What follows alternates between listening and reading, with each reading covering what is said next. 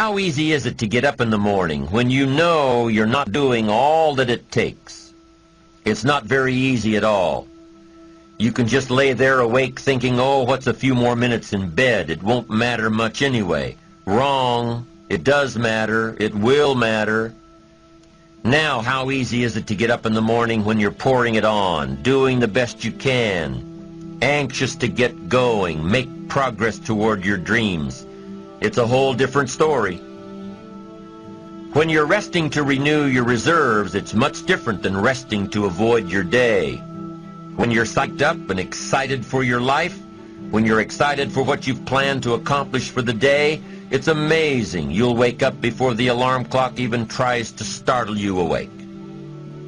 Your successes fuel your ambition. Your successes give you extra energy.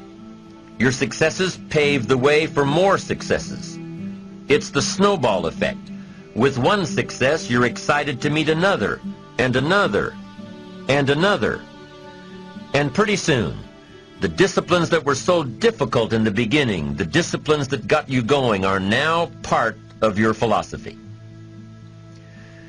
How do you know when you're successful? Do you have to be a millionaire?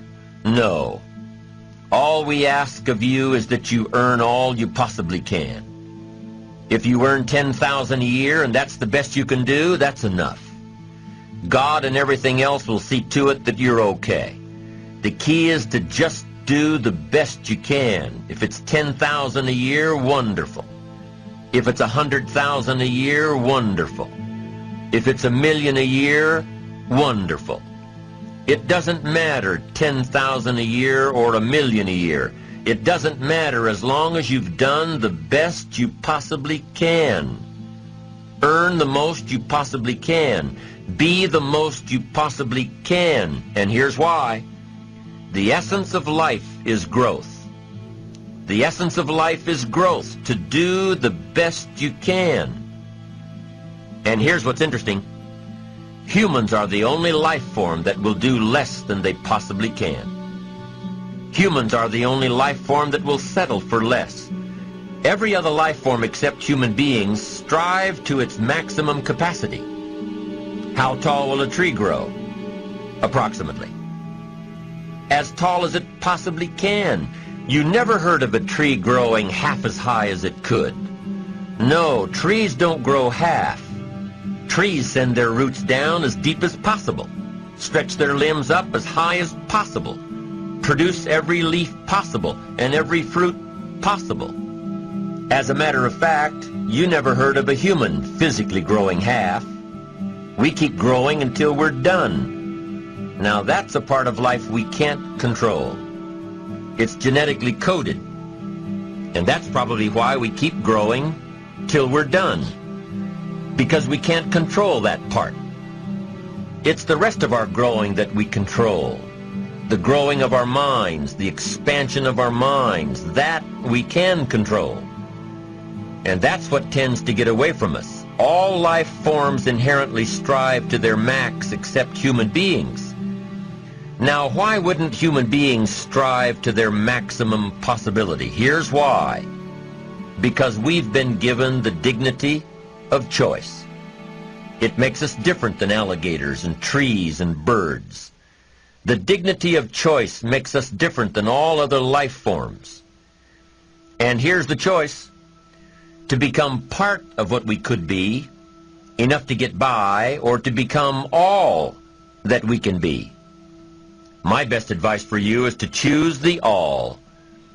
Earn all you can, make all the friends you can, read as many books as you can, develop as many skills as you can, see as much as possible, do as much as possible, make as much fortune as possible, give as much of it away as possible. The max. There's no life like it. I'm telling you, once I got on track, I've never looked back. Pick up the challenge. Go for it. Take the best of the two easies. Take the root of it's easy to get ahead. It's easy to do all you can. It's easy to succeed. It's easy to have financial freedom. The more you do, the more you get.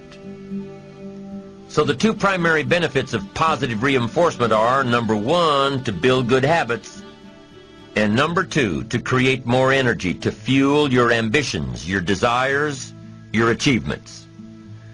How can you isolate what's working for you and what isn't? How can you make sure that you are reinforcing your positive disciplines? Well, if it isn't apparent, easy to see right away, if what you're doing is happening in such small increments that you're not sure if you're on track, then you need to be writing it down. You need to keep a journal anyway. But if you really aren't sure that what you're doing is making measurable progress, you need to keep a written record.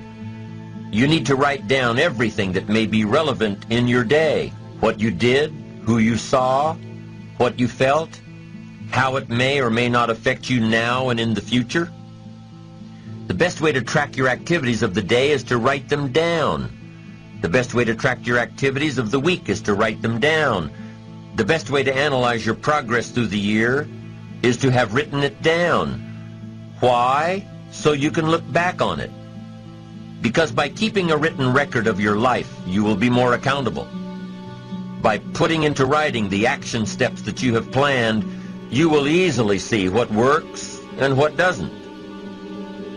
Most people just try to get through the day, never writing anything down, never keeping track of their progress along the way, never really knowing if they are doing all they can to reach their goals, to drive their ambition. But gifted people learn to get from the day. They don't let a day end without picking up some valuable experience, some emotional content, some idea that may positively affect their future. To get the most from a day, to learn the most from a day, you need to be able to reflect on the day. And how can you reflect on a day unless you record it in history?